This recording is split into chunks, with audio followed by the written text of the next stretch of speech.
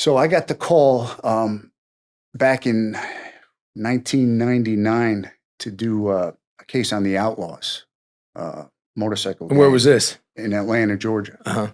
And I learned later that the only reason I got that call was because I was the only other agent in the Atlanta Field Division that had a motorcycle license on my undercover license. It wasn't because of any skill or anything I had. So the story was there was a ATF agent who was already undercover with these guys, and his partner was a task force agent with the sheriff's department. And as they started getting embedded and it started getting deep, and the Outlaws had asked them to go to Bike Week in Daytona with them, that the sheriff's department pulled their guy. They said, listen, we didn't sign up for all this. And they pulled their guy. So he needed a partner. And I got the call. And the only reason I had a motorcycle license on my undercover license was because when I was 18 years old, I had a Yamaha Virago for like 6 months. Right? And I didn't know how to ride a Harley. I'd never ridden a Harley.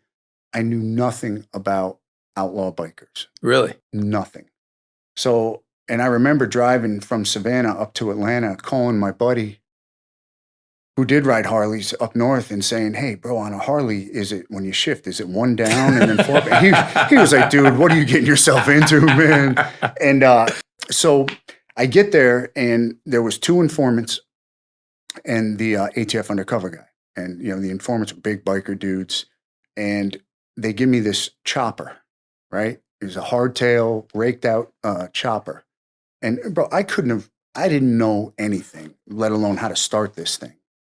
So right off the bat, they're like, hey, follow us. We're going to the clubhouse. This is my first day. So it was nighttime. It was kind of misting. It's North Georgia mountains. And they take off, and all I'm seeing is taillights. I'm trying to keep up. And I go into a turn. I dump the bike. I slide about 50 yards into a ditch. And, you know, I mean, I'm all, you know, road cut up and all that. And Have you ever dropped a bike before? no, I'd only ridden a bike for a couple months. Holy. So by the time they figured out I wasn't behind them and they came back, the big informant who never liked me, he looks at me and he looks at the undercover guy and he says, you want us to take this mother into the Outlaws clubhouse? He can't even ride a fucking motorcycle. Oh, wow. So when I heard that, I was like, you know what? Nah. I picked my shit up and I bent the mirrors back, and, you know, they helped me get the bike out of the ditch. And I said, let's go.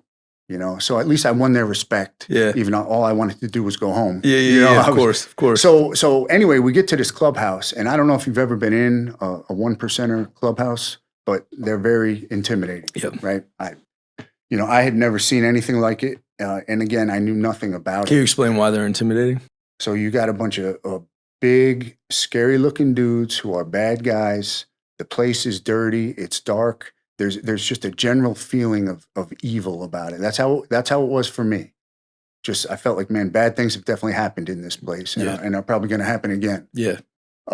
So when we went in there, you know, and I had no coaching or training or anything, I stood there against the wall, okay, for about 45 minutes. I didn't say a word. I just stood there, and I watched these guys, and I watched how they carried themselves and how they interacted. And I could tell right away who the president was by the way they were talking to him, you know, and acting with him. So after about 45 minutes, I walked up to the president and I introduced myself, and I called him sir. I said, sir, I don't know anything about your culture, and I don't know anything about your rules, and I certainly don't want to offend you or anyone else. I just want to learn. I want to become one of you someday. And I want you to teach me. I want to learn. So I kind of appealed to his ego. Yeah, you know, sure. And he saw this big gorilla that he could mold. Yeah. And he loved that.